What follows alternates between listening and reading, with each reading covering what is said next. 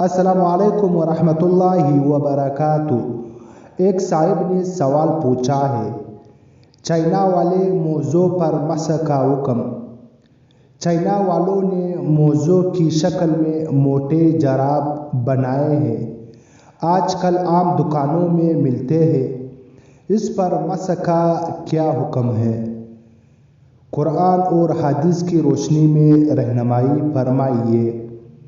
دانش، کراچی۔ خفین پر مسح کرنا جائز ہے، اور خفین ایسے موزے کو کہتے ہیں جو پورے چمڑے کے ہو۔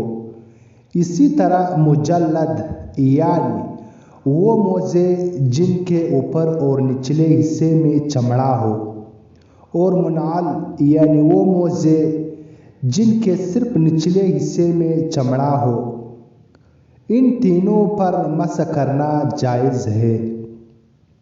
اسی طرح ایسی جرابیں جن میں 3 شرطیں پائی جائے تو ان پر بھی مسح کرنا جائز ہے۔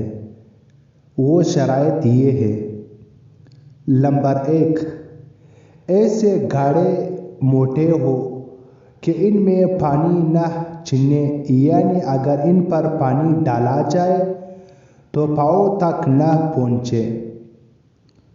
نمبر 2، اتنے مضبوط ہو کہ بغیر جوتوں کے بھی اس میں 3 میل پیدل چلنا ممکن ہو۔ نمبر 3، وہ کسی چیز سے باندھے بغیر اپنی موٹائی اور سختی کی وجہ سے پنڈلی پر خود قائم رہ سکے، اور یہ کھڑا رہنا کپڑے کی تنگی اور چستی کی وجہ سے نہ ہو۔ ان کے علاوہ باقی اونی، سوتی یا نائلون کی مروجہ جرابوں پر مسح کرنا ائمہ متبوعین میں سے کسی کے نزدیک بھی جائز نہیں ہے۔ سوال میں موجود موضوع کا حکم مذکورہ شرائط کی روشنی میں دیکھا جا سکتا ہے۔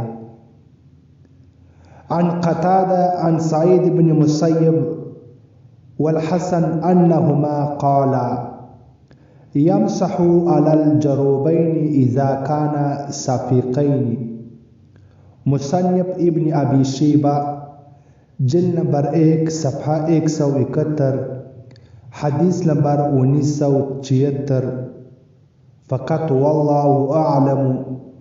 دارالافتاء جامعہ علوم اسلامیہ، علامہ محمد یوسف بنوری ٹاؤن، کراچی۔ فقط و سلام۔